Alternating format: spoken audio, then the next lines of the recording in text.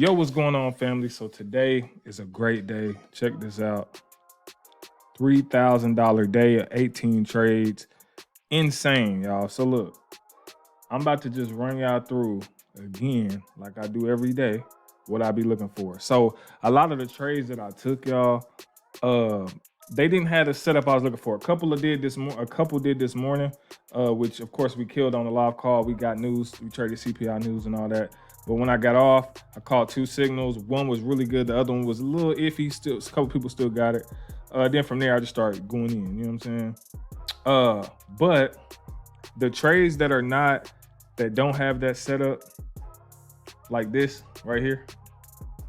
So trades like this, because this is our go-to setup right here. When we have a clear channel at the bottom or at the top, all right, we just enter here. You know, once we get a small pullback, we enter every pullback. That's the main strategy right there, right? But when it's not and the market starts to do this, starts going up and down, in and out, you kind of got to do a little support and resistance with it. And so that's kind of what I was doing, zone to zone on a lot of these pairs. So there's a bunch of different ways you can mark your zones up again. H1 down to M15, all the way to M1, which is top-down analysis, if you're not familiar with it. But that's all it is. Every point on your zigzag is a zone. Every point that touches somewhere and goes in the opposite direction is another zone. This came here, stopped, went up. This is a zone. This stopped here, went up, zone. Stopped here, went up, zone. Stopped here, went down, zone. So that's how we mark up zones, okay? So you can start at the H1, go to the H4, go to the M15, and then go to the M1 to find entries. Now, if you don't want to do all of that, all right, an easy way to look at the market on the M1 is just by looking at M1 zones, okay? Same exact thing.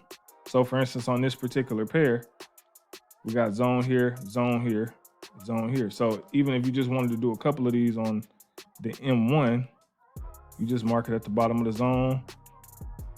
Move that up just a little bit. And then if I want to duplicate this and mark another one right there. So that's zone 1. All right. So we see the market came down, touched this area and went up. Okay. So now anytime the market goes up for a little while, it has to pull back, which is what it's doing now. And then it usually goes back up. But always pay attention to the middle of this Keltner channel. All right. When the candles start to close above it and we're still above the 200, for the most part, you can expect the candles to rise. You know what I'm saying? So that's kind of the stuff I'm looking for whenever I'm in these trades. But the best entries, the best setups, again, is the ones with the clear channel. And I'm trying to find, let me go to, so it'll look like this. Again, your best setups will look like this one. All right. Why? Because it's a clear trend and we have a clear channel at the top. So whenever we have that, we wait till the market pulls back a little bit. We enter here on the sell. Boom. Wait till it pulls back a little bit, enter on the sell again. Boom. Every time it does that and pulls back, we sell off. Okay? Now, what happens when it does start to cross through the middle, like this here? So you see how this one didn't drop immediately right here? First off, you got the 4 entry rule. So if you're not familiar with the 4 entry rule, get familiar with it. All that is you place your first trade here, let's say $10, right? Let's say that doesn't go on the sale. You place a second trade here for $20. You place in $20 trades to get your money back plus a little profit, right? Let's say that don't go. Now you out $30. You lost $30. The next trade you want to do could be $60 or $45, right? However you want to do that. But this particular trade went, right? So now you got all your money back plus a little profit, right? And you're doing that in the same direction as the trend. So as long as these candles don't cross this 200 right here, this line right here, then you're good. But the moment these start coming up here, you know, now the trend is out of there. But the trend is still on because even though we did cross above the middle, and now this top part of the Keltner channel is starting to get candles in it, it's still good, right? Now you just have to find the next zone. So we broke out where we were normally go down. We broke out of this, so now I gotta find a zone. So if I look to the left, here's the zone right here on this candle. Boom. That was the zone that it's rejecting off of, and then it sold off. Then it broke back through it, and then it hit another zone. Where was this zone at? Well, you go to the left, and here's the zone right here. All right. So then another sell off, and it just kept doing it. And as long as the candles again has not passed this, they haven't went above that, you're good to keep on selling. All right. So them is your perfect ideal setups. If you've ever been wondering, you know, what does the ideal setup look like? That's what it looks like. All right. Now, when they get choppy and start going up and down and all that, that's when you can either stay away from it, trade it, or not trade it. It's completely up to you. You know what I'm saying? Now, another pattern you can look at is market structure. So in the uptrend, when the market is trending upward, right, you're looking for the market to go up, come down, go higher, come down, go higher than that, come down, and just continue to do that, right? And that's what you're seeing right now on the screen, right? Went up, came down, went higher, came down, went higher, came down, went higher, and it just keeps doing it, right? And notice the step ladder. We get higher and higher and higher, right?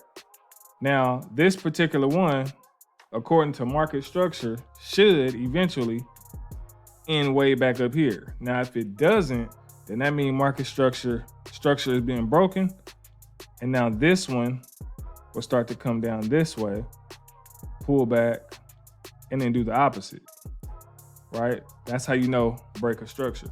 So those are things that you look for. You feel me? Those are things that you look for in these markets. Now, that's how I'm able to eat though. I'm eating on clear channels. Anyone that got a clear channel, those are the ones we kill on. We kill those in the morning. We eat those up. And then the ones that, again, I can clearly see the trend or the bounce with support and resistance, I'll get in those. All right, so that's the strategies that I'm using that I'm just making tons and tons of money on. I'm trying to find one. But yeah, you place trades, because people ask me too, how do they know to go big?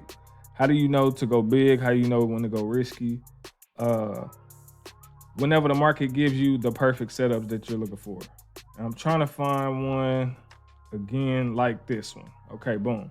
So this right here is the ideal setup of when I would go big. Again, you can see this trend is clear, right? Clear channel at the bottom. Got a couple little dips below, but for the most part, you know, we stay below right here again, but we're still above this 200. But just look at the clearness of this channel. These are the perfect ideal setups. All right. So whenever the market goes up, pulls back, enter. Now it's best to do it whenever the candles are above the 200 and above this middle of this Keltner channel. That's the best time to do it. You could do it early down here if you want, but I recommend doing it when everything is above the 200. So let's say about right in here. Okay. So the market went above the middle of the Keltner, pull back, risky entry, right? Why? The reason why is because they're both above the 200, right? The candles are above the 200 and the candles are above the 20, right? So here's the 200 and the 20 is the middle of this Keltner channel. The 20 moving average is embedded inside the Keltner channel. So since they went above here and it's above here, we wait on that pullback to the middle of the Keltner, and then we go risky here for a buy up. 1 to 2 minutes usually. Now, if it's a straight uptrend, of course, you could do 5 minutes, whatever.